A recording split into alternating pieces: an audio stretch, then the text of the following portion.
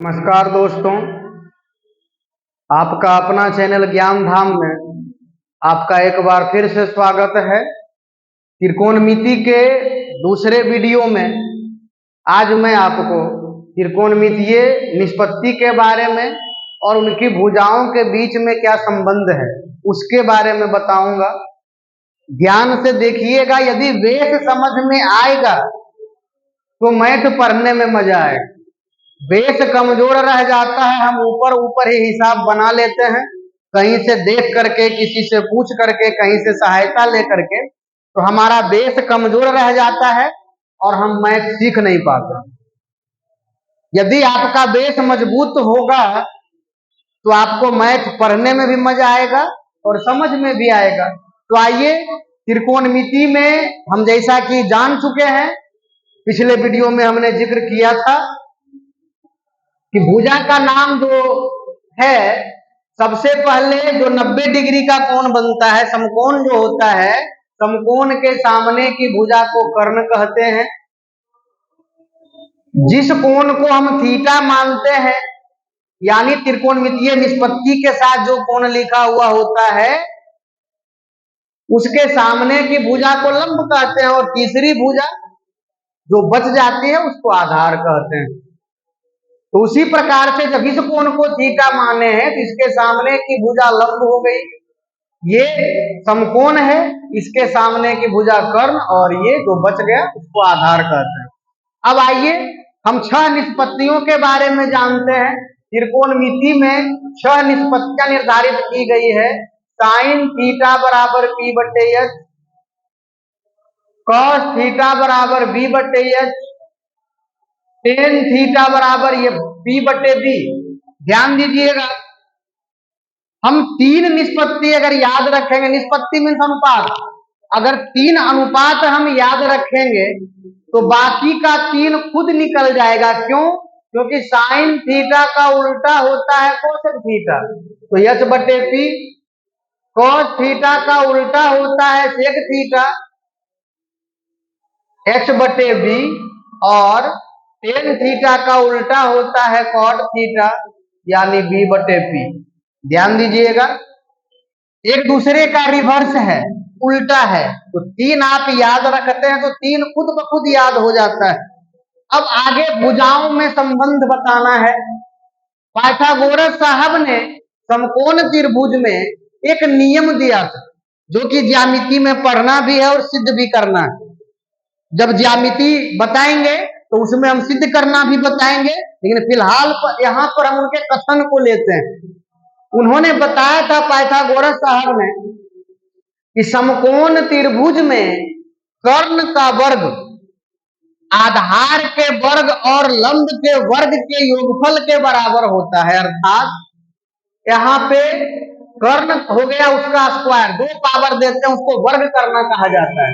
2 को वर्ग किए तो हमको प्राप्त हुआ लंब का वर्ग प्लस आधार का वर्ग। इसी से मेन फॉर्मूला यही है। अब इसी से हम अन्य फॉर्मूला उत्पन्न करते हैं।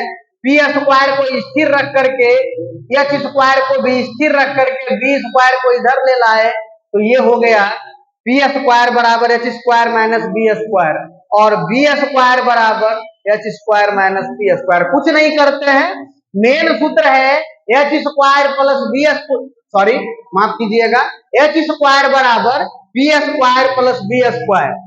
उसी से ये फॉर्मूला बना। बी स्क्वायर को हम इधर ले लाए, बी स्क्वायर को स्थिर रखे, तो इधर लाने का इसको पक्षांतरण बोलते हैं। मैं पहले बताया भी था, पक्षांतरण बोलते हैं। इसको इधर लाते हैं, एक शर्त होती है, चिन्ह बदल जाता है, प्लस रहता है तो माइनस हो जाता है, माइनस रहता है तो प्लस हो जाता है।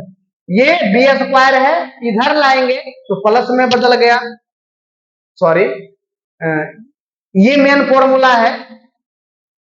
बी स्क्वायर को इधर ले लाए तो ये माइनस में बदल गया, और यहाँ पे बी स्क्वायर को स्थिर रखे, बी स्क्वायर को इधर ले लाए तो ये माइनस में बदल गया। यही फॉर्मूला यदि हम दोनों तरफ वर्गमूल ले लेंगे तो इधर का स्क्वायर, एच स्क्वायर का वर्गमूल एच हो जाएगा।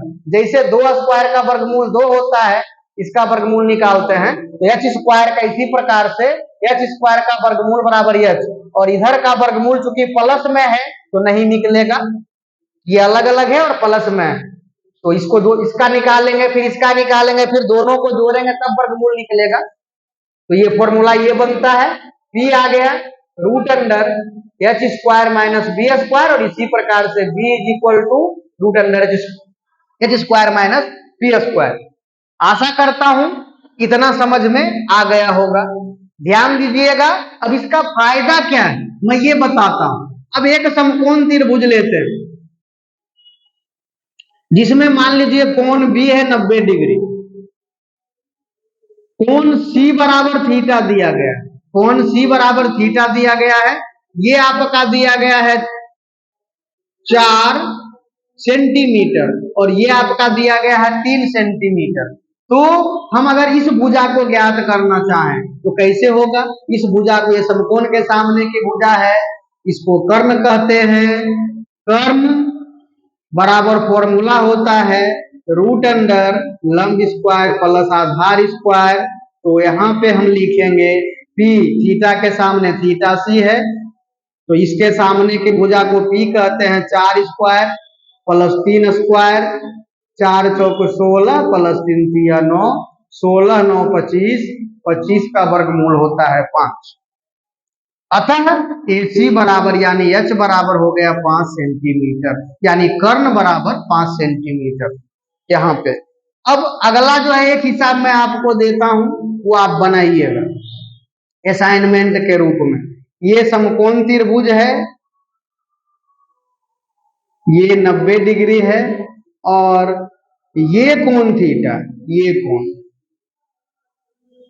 इसी को देता हूं मैं, सेम हिसाब दे रहा हूं, ठीक है, बस अंक बदला हुआ है। मान लीजिए ये 5 सेंटीमीटर है और ये 12 सेंटीमीटर है, ये ज्ञात करना है। थीटा बदला हुआ है, ऐसे छोड़िए इसको, मैं थीटा मिटा देता हूं, इसी को थीटा दे देता हूं, सेम टू सेम हो गया। पहले इस पर प्रैक्टिस कीजिए और उसके बाद आप अपने से भी लेकर के, कहीं से उदाहरण बुक से, गेस्ट पेपर से, क्वेश्चन बैंक से, कहीं से भी प्रश्न इस प्रकार का लीजिए और इसको बनाने का प्रयास कीजिए।